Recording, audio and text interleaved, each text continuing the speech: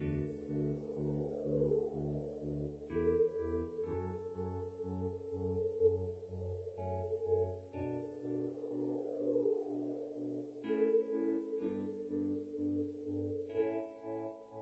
deserto do abandono, na dor da desesperança, onde não se sabe como, nem um braço estendido alcançar, quando a fé não mais existe, onde jaz o irmão em crise, há ainda a luz da consciência, farol de límpida luminiscência, onde há amor não reside a dor, não resiste o mal, seja lá qual for.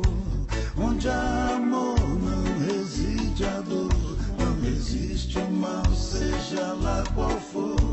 Só o amor tocando fundo no teu coração te fará ouvir cantar então a infinita e eterna canção. O enxergar, ele vai além da visão.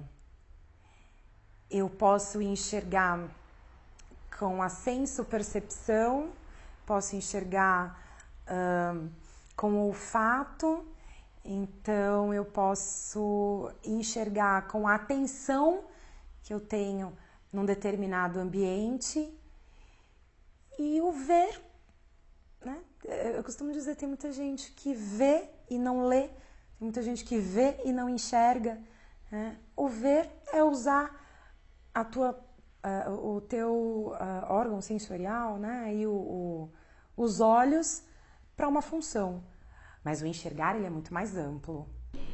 Enxergar e ver, em termos práticos, para oftalmologia são sinônimos, mas em termos subjetivos, né, a gente sabe que tem paciente que não vê, mas continua enxergando, né? Continua, né? Os pacientes imaginam, tem paciente que é cego dos dois olhos, que ele imagina, ele fala, doutora, eu não te conheço, mas eu acho que você é assim, assim, assado, né? Então, acho que tem gente que consegue dar esse drible aí no fato de não enxergar. Eu fiquei cego aos 24 anos, num acidente de trabalho. Trabalhava numa firma de calçado e saltou ponta de taxinhas e solventes nos meus olhos, né? No olho direito, aí depois deu uma infecção generalizada e passou para o olho esquerdo. Tive um deslocamento na retina, qual a célula morreu, então por isso não consegui recuperar a visão, perdi ela com 2 anos e 8 meses. Eu descobri que eu tinha diabetes com 40 anos. E você realmente não educa direito, não exercício, não faz nada. E aí a diabetes vai. E aí o estresse, acho que alimenta a diabetes. E aí acabei perdendo a visão. Hoje são 10 anos sem a visão. Eu e meus irmãos, porque nós somos cegos desde que nascemos. Eu e mais 2 dizem porque meus pais eram primos, então por isso nós somos assim. Eu nasci prematuro e eu tive que ficar na incubadora. Eu nasci em 1987. Estou com 29 anos agora. Naquela época, aquelas lâmpadas, pelo que eu entendi, eram muito grandes. E aí a criança tinha que ficar com uma faixa na cabeça, no olho. Só que vira e mexe, acontecia da criança se mexer e aquela faixa sair. E no mínimo do mínimo, né, deve ter sido isso que aconteceu, porque aí afetou a minha visão, a minha retina, queimou. A luz, aquela luz queimou. E aí eu acabei perdendo a visão, né? Fiz algumas cirurgias, porque o que estava dando hemorragia, né, os vasos estavam estourando, que irrigam os olhos. Então ele começa a provocar um descolamento da retina. E aí não teve chance. Foi uma época muito difícil para mim, uma época de grandes desafios, né? Teve a questão de você ter a notícia do teu oftalmologista, né? Que em 6 meses eu ficaria cego. Então aquilo me impactou bastante e para minha família também. Foi um golpe muito grande, assim, né? Chegou um momento que o médico fala, não tem mais jeito, que aí fala, e agora, né? E aí eu senti o baque quando a minha amiga mandou uma bengala para mim, bengala branca, né? Mandou a bengala e eu me lembro que eu ganhei a bengala e um radinho que dava a hora. Eu acabei ficando, como a gente diz na linguagem da deficiência, fiquei de luto durante 3 anos. E nesses 3 anos eu era tinha bastante apoio da minha família. Passou o tempo, alguns meses, chegou uma manhã e eu falei para minha mãe, todos meus irmãos tinham saído para trabalhar, os que estavam em casa, só ficou eu e ela, e eram umas 10 da manhã, eu falei, olha, eu vou embora. Aí, como? Eu falei, eu vou para casa, vou tentar a vida. Eu falei, mas você não pode, como é que você vai fazer as coisas? Aquela coisa de mãe, né? De mãe, né? Todos ficam achando que as pessoas acham que... Até lá eu não tinha consciência, mas as pessoas acham que você não enxergando, você é incapaz das coisas. Não, eu não penso dessa forma hoje, principalmente. Eu falei, não, eu vou. Eu vou porque eu tenho que fazer alguma coisa, eu não posso ficar aqui. Não ficar por causa da casa, por causa do cuidado. Para mim, fazer alguma coisa. Aí ela pediu um táxi, eu lembro. Primeira vez que saí de táxi sozinho e fui para casa. Entrei em casa, sentei no sofá e lá fiquei uma meia hora lá chorando, sem saber o que fazer mesmo. E questionava, o que você veio fazer aqui? E conversava comigo, não, você tem de ir à luta. Você não vai ficar aqui. Uns amigos meus aqui de Canoas me perguntaram, né, se eu não queria fazer uma reabilitação. Daí eu fiquei pensando, né, naquela situação toda e com o passar do tempo resolvi, né, procurar uma ajuda, né. Foi então que a minha irmã me levou até a Associação dos Deficientes Visuais aqui de Canoas, a DEVIC, né. Ali que eu fui ter o primeiro contato na verdade, com o mundo dos deficientes visuais. Lá dentro você tem as ruas buracadas, de paralelepípedo, a rua de pedra, você tem o muro, você tem degraus, você tem tudo como você se mexer. Eu acabei percebendo com o contato com os outros deficientes que, na verdade, a minha deficiência, a minha cegueira, ela não era o fim do mundo. Era apenas uma vírgula na minha história, que a minha vida continuava. E aquilo mexeu muito comigo, porque eu conseguia perceber pessoas caminhando, pessoas chegando, contentes, sorrindo, brincando, dando risada dos tombos que caía, das coisas que acontecia no dia a dia, sabe? E aquilo começou a me despertar, e eu pensando comigo, poxa, se todo mundo consegue, por que eu não vou conseguir?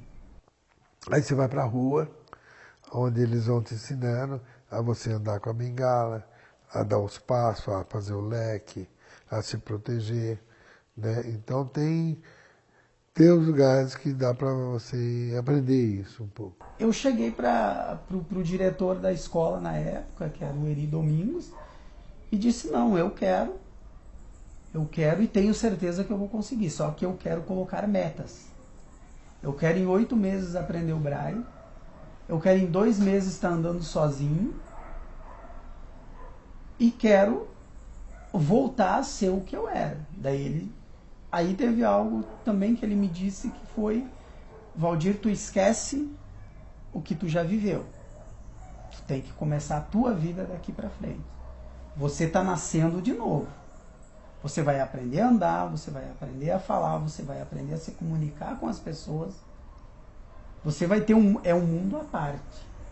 Então, o que você tem que fazer? Você tem que superar a dificuldade, você tem que superar os problemas. Não adianta você ver a dificuldade como obstáculo, você tem que ver a dificuldade, sim, mas você tem que encarar ela. Até que um certo dia, daí uma professora do núcleo de produção de material em braille disse assim: Valdir, tu já pensou em fotografar? Eu disse não, porque eu sempre fui muito curioso, sabe? Sempre fui muito afoito, gosto de desafios. Ela disse: Valdir, vamos fazer o seguinte, se tu comprar uma máquina, eu vou começar a te ensinar a fotografar. E nós vamos ir atrás disso. Eu pensei: tu tá brincando comigo, um cego fotografando. Ela disse: tu pode, tu escuta, tu tem os teus outros sentidos. Tu só perdeu a tua visão. Eu gostava muito de ficar próximo à bateria, né? Eu escutava os caras tocando a bateria e eu, caramba, eu chorava. Meu pai falou que eu chegava a chorar quando tirava eu de perto, assim. Eu não lembro de chorar, não, assim, mas ele falou uma vez que me viu chorando. E aí ele resolveu me deixar, e pelo som, assim, eu fui direto assim, na bateria. E o amigo lá na igreja, na época, deixou eu sentar e eu, óbvio que fui fazer aquele barulho, né? Toca ali, ele toca aqui e não sai nada, mas meu pai viu que, sei lá, ele viu alguma coisa, né? Eu tenho que comprar uma bateria para ele. A gente trabalha no meio da igreja com pessoas envolvidas no tráfico, em drogas. O nosso objetivo é conseguir usar essas pessoas para elas serem um instrumento na mão de Deus. Eu sou formada em Pedagogia pela Universidade Federal de Pernambuco. Trabalhei como telefonista na Embratel. Hoje fui aposentada por tempo de serviço e voltei a trabalhar, inclusive, na minha área, nesta casa que me deu a mão quando criança. Eu tive algumas aulas aqui de música, certo? E de reforço do braille, né? O sistema de leitura e escrita utilizado pela pessoa cega. E voltei a trabalhar aqui. Eu sou técnica braillista com nível superior. Trabalho aqui na biblioteca e faço palestra nas escolas, certo? Levo a inclusão. As escolas, faço um trabalho com crianças, que as escolas pedem para que as crianças conheçam a dificuldade da pessoa cega. A minha busca de trabalhar dentro do cinema começou desde os 16 anos de office boy e tentando buscar a produção de cinema.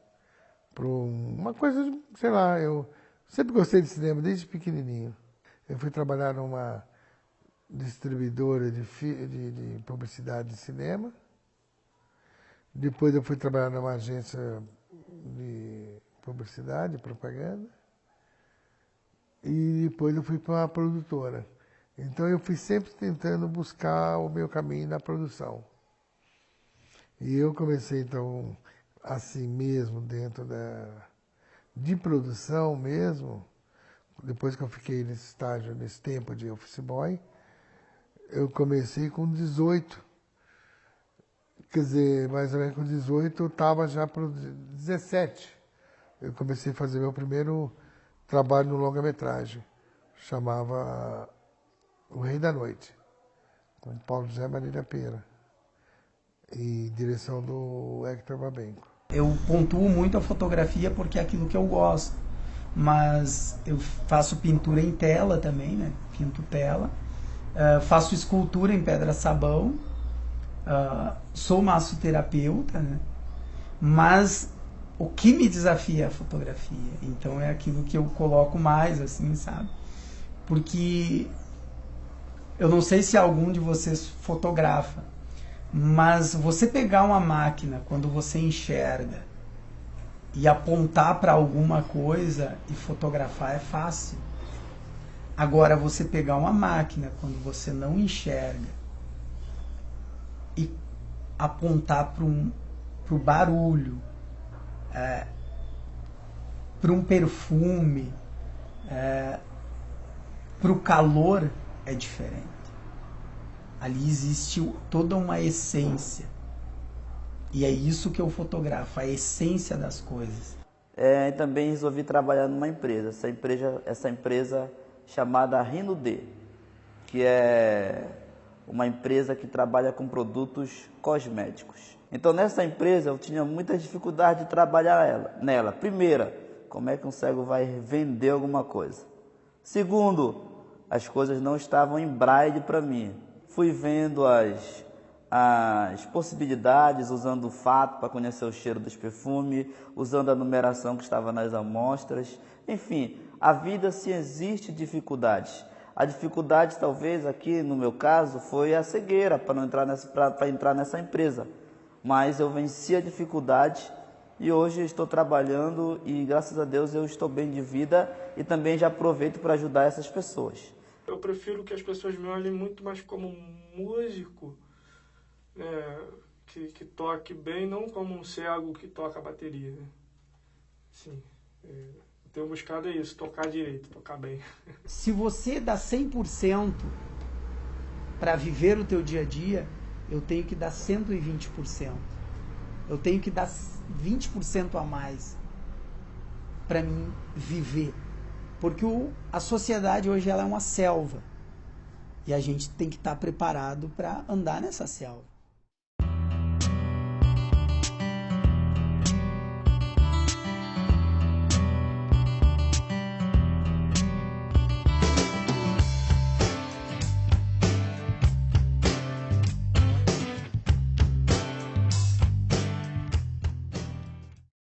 Uma vez eu estava na rua com pressa, alguém me parou e disse assim: "Ei, vem cá, tu não tem família?" Eu digo: "Tenho." "E por que tu tá dando sozinho?" "Eu vou denunciar a tua família, vou mandar prender tua família." "Não pode."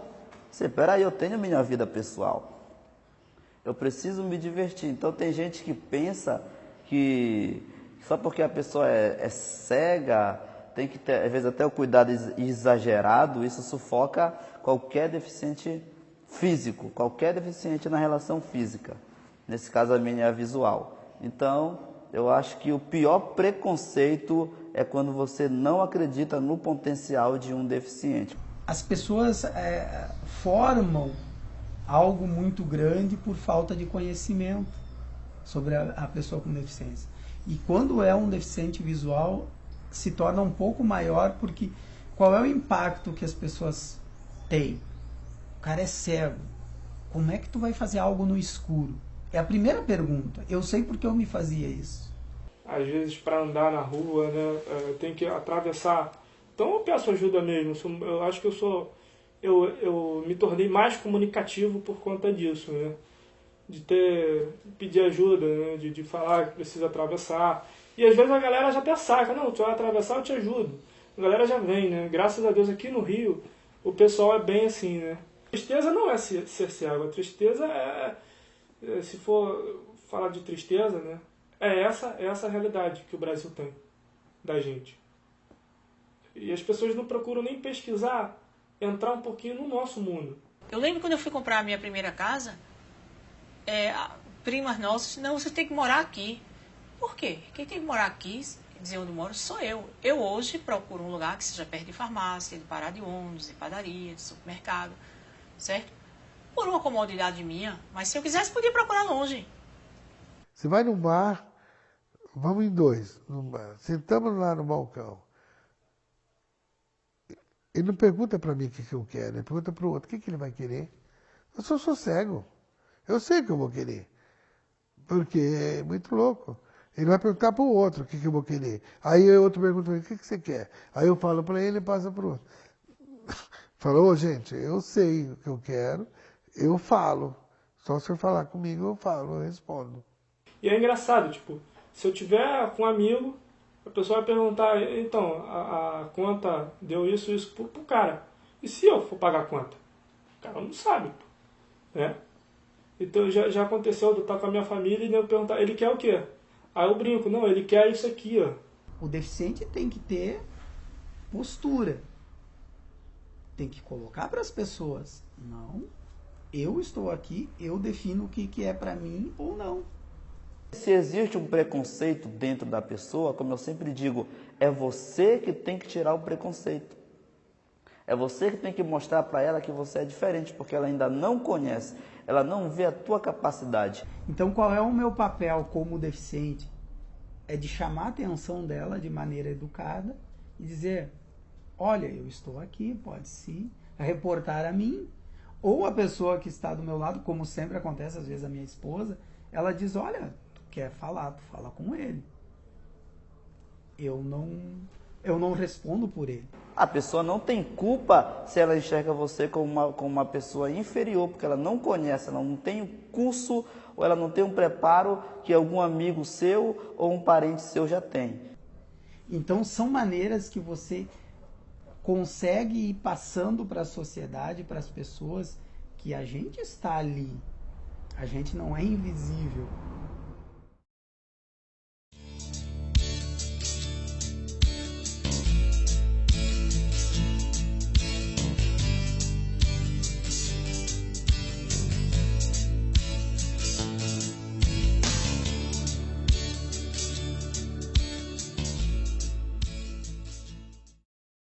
Eu acho que falta muito ainda a ser conquistado, tanto pelas autoridades, tanto pelo poder público e pelo próprio cego mesmo, né?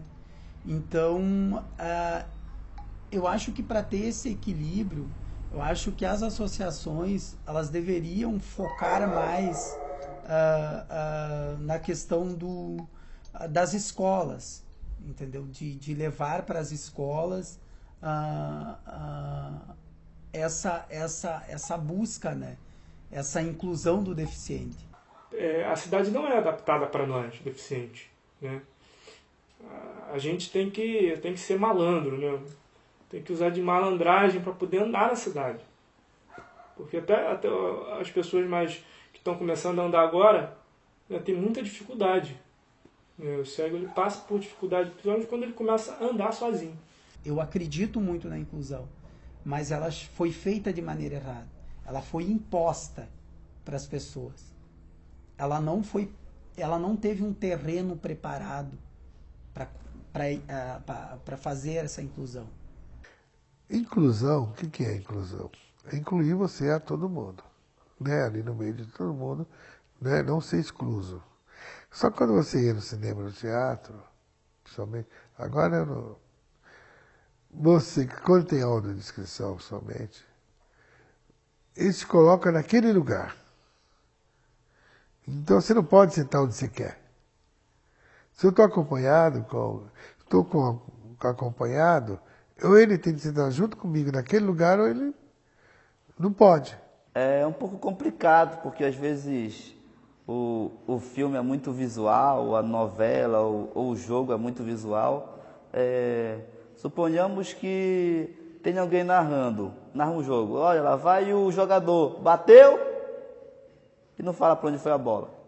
Se tivesse uma descrição aqui, eles vão falar, olha, ele está sentado no sofá, eles vão falar a cor do sofá, eles vão falar que tem uma almofada assim, isso, aqui do meu lado, no caso de câmera esquerda, tem uma entrada de luz, que é, né? E tem um quadro.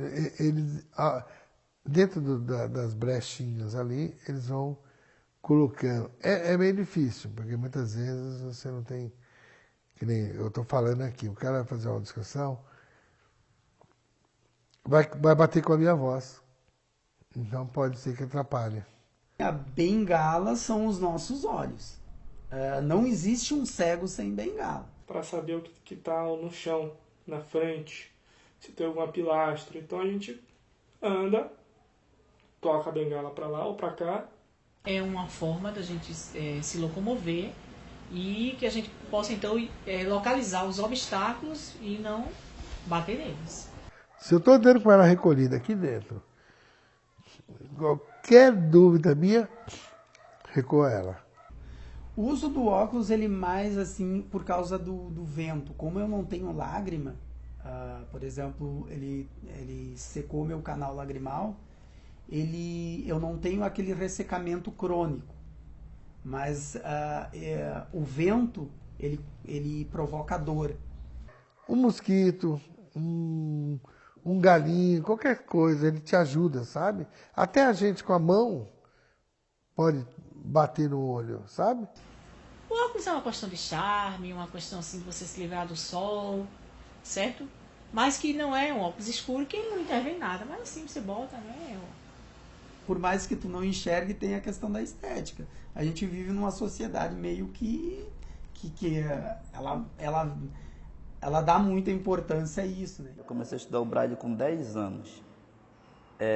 Esse Braille ele era de um código francês que os franceses não gostaram, então deram pra gente.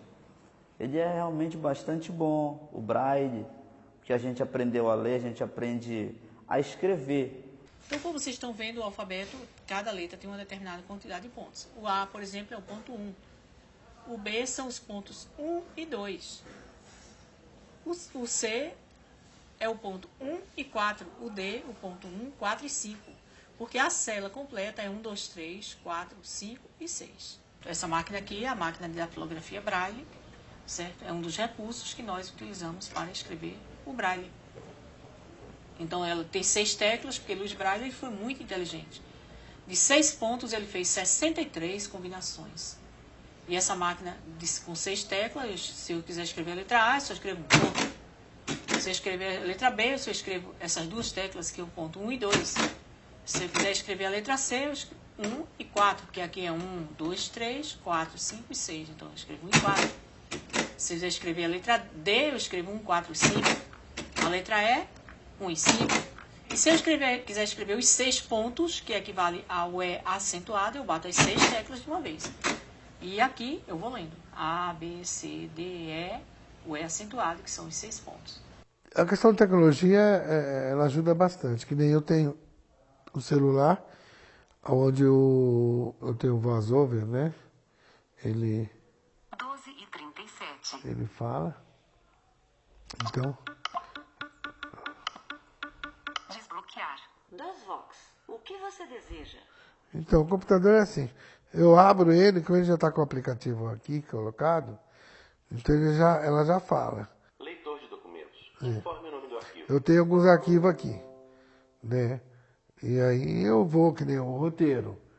Quando eu recebo o roteiro, vem via e-mail, aí eu teria de abaixar ele para essa parte. E aí...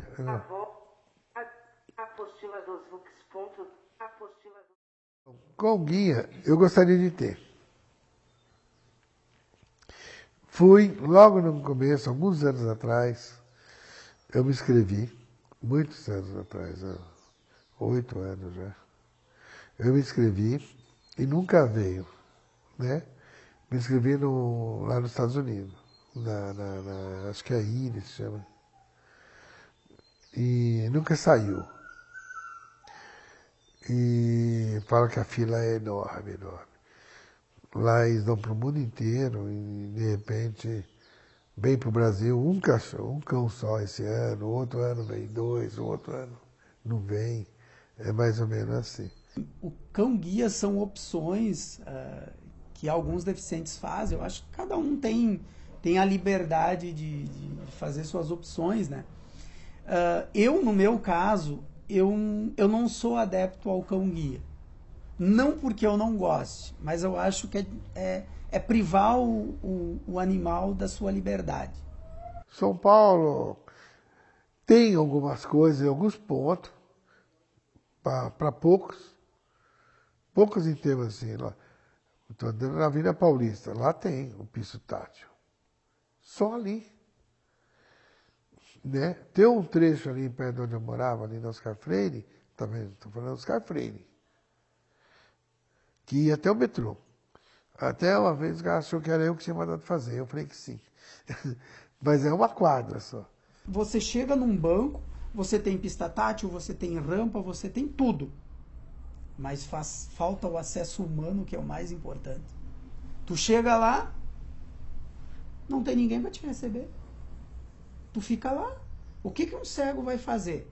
Não, pode ter pista tátil, pode ter 50, pode te receber com fogos de artifício. Mas se eu não tiver o acesso humano, para mim não adianta. Eu prefiro que nem tenha pista tátil, que não tenha rampa, mas que tenha acesso humano. Isso é importante para o deficiente. Humano é ter esse acesso. E que falta em todos os espaços.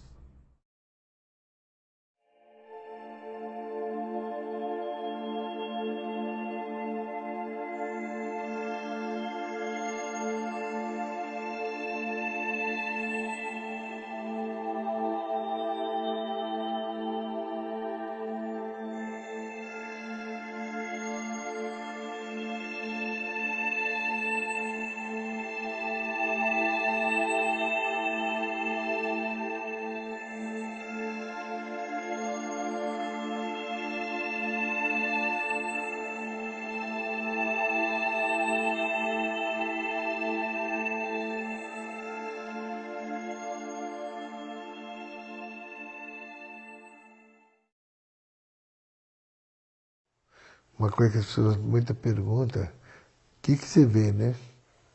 Que tom você vê? Que cor? É tudo preto? Não, não é tudo preto. Preto como eu enxerguei, eu sei o que é o preto, o que é o azul, o vermelho, o rosa, né? Eu tenho essa noção. Então vamos lá, um preto, uma tinta preta, né? Não, não é isso. Ele é um preto, não é um chumbo, mas um chumbo mais para escuro. Então é quase uma coisa assim, um perdido assim, sabe? Uma coisa sem barreira, sabe? Uma coisa muito profunda, né? É quase se tivesse um infinito assim na sua frente. Eu vejo a luz aqui, o claro da janela, você assim veja sua sombra. Não divulga o que é. A luzinha, tem uma luzinha aí perto de você, certo? A sombra que está ali. Então, isso aí eu enxergo assim, a gente não divulga o que é, não, né? Mas é isso que, mas tem pessoas que não vê absolutamente nada, nem a luz do sol, nem a luz do dia. Eu ainda consigo distinguir o dia e a noite. As pessoas pensam, então é tudo preto. Não, não tem preto. É um vazio. A minha mente ela não tem registro de imagem. Entendeu? Não existe, para mim, o vulto não tem. Eu não tenho isso. Entendeu? Então, eu consigo perceber as coisas conforme eu vou tocando. A minha visão hoje, ela é assim, são presenças, presença de luz e vulto. Por exemplo, se eu olhar para um espaço de dentro de casa para fora, eu consigo vislumbrar a janela, o clarão da janela, a parte escura e aquele foco de luz clara. Por exemplo, uma televisão, eu consigo perceber o quadro claro da televisão e manchas que se movem, né? Como eu já enxerguei, então a gente tem essa adaptação. É a programação que está passando. Por exemplo, eu estou andando na rua, eu vejo um vulto, algo escuro, eu sei que tem algo ali. Só que eu consigo ver mesmo a claridade. Se você fechar os seus olhos, você vai conseguir ver a claridade, saber se está claro ou escuro. Fora isso, não dá para ver nada mesmo. Lance de cor, como eu imagino cor, eu não imagino. Eu nem me preocupo muito com isso, eu ficava muito curioso. Como é que é o céu? O nego dizia, o céu é como as nuvens, é como algodão. Aí a criança assim, né, ficava pensando, caramba, imagina pegar uma nuvem, um algodão, aquele doce, né? Enfim, deve ser muito legal, mas é como as pessoas tentam explicar para mim algumas coisas, mas não dá. A imagem para mim não tenho. Quem nasceu cego, ele é como você nascer e aprender a andar, aprender a falar, aprender, mas no escuro, entendeu? Ele não é difícil porque ele não conheceu o mundo do jeito que eu conheci. O mundo dele é aquele ali. Se ele voltar a enxergar, ele vai ter que fazer todo o processo de reabilitação, porque ele não vai saber nada. Por exemplo, se disser, tu dá um tchau, ele não sabe o que é dar um tchau, abanar a mão. Ele não sabe o que é um oi, ele não vai saber. Eu sei. Por quê? Porque ele nunca viu. A gente não sabe o que é pior, mas a sensação de impotência, pelo menos eu falo por mim, quando é uma doença genética, a impotência é porque a gente não tem a cura. Quando ninguém encontrou a cura. Agora, quando é uma doença que existe tratamento e o tratamento não dá certo, essa sensação é horrorosa. Então, essa sensação para o médico é péssima. Assim, perder essa batalha é muito ruim. É muito ruim. É ruim para o paciente, mas é muito ruim para o médico também. Quando ele é cego de nascença, tem uma das coisas assim que eu percebo, eles são muito mais confiantes do que, pelo menos, do que eu. Eles encaram a rua, encaram as coisas muito mais. Uns que eu conheço, nossa, pega o ônibus, desce, vai e faz. E quando entra nessa história de cores também, tudo depende de uma educação. Como ele foi tratado, como foram explicadas as coisas para ele. Que eu conheço pessoas que realmente não fazem nada. Nada, não conseguem pegar um copo d'água. Eu que já enxerguei, se torna mais difícil porque é você renascer de novo. É você ter que aprender tudo de novo. Você tem que aprender a andar, você tem que aprender a se posicionar na frente das pessoas, a conversar, a prestar atenção nas pessoas, a direção do som da pessoa, você tem que definir a altura que aquela pessoa está, a distância. Você não pode... Por exemplo, eu sempre gostei de falar com as pessoas olhando nos olhos da pessoa. Não é porque eu fiquei cego que eu não vou fazer isso. Muita gente não consegue superar. Perdeu a visão, estacionou, acho que a vida acabou. Aí eu falo, preciso me conhecer, preciso conhecer outros amigos aqui, outros colegas meus, irmãos meus, deficientes também. Pra gente levantar a bandeira e vambora. Eu tô velho, tô com 60 anos, vambora? Eu acho que muitas vezes o problema nem é o deficiente, e sim a família. Porque, em primeiro lugar, a família tem que aceitar aquele deficiente como ele é. Então, tentar deixar essa criança viver de uma forma mais normal possível, né? Não ficar passando essa carga para ela, porque ela não sabe o que é enxergar. E rezar para um dia aparecer um tratamento para a doença que deixou a criança cega. E para esse deficiente sair para a sociedade, a família tem que estar preparada para isso. Aí existe o trabalho das associações, que é onde, além de trabalhar o deficiente, ele trabalha a família. Essa aceitação da família.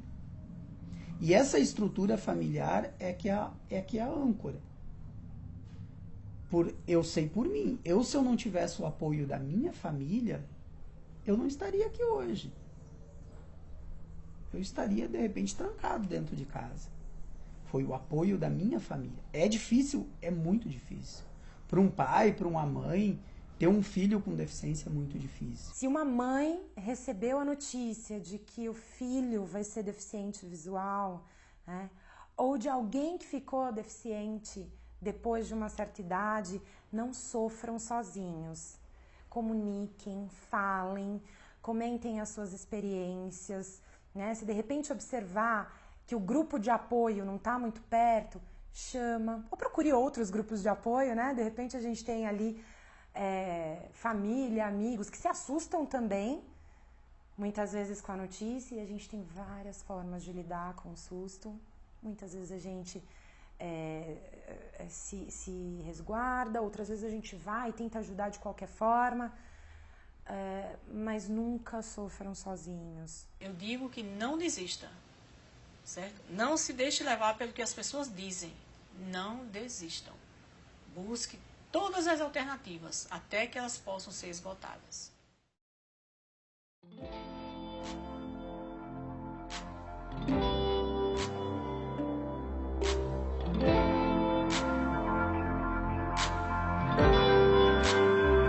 Semanticamente descalço, descaso, abrindo caminho ao navegar.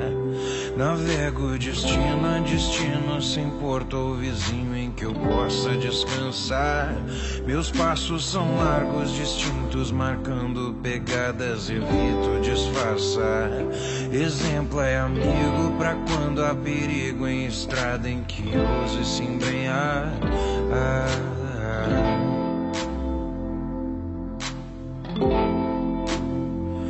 Inconscientemente percebo sinais que a vida exibe sem cessar.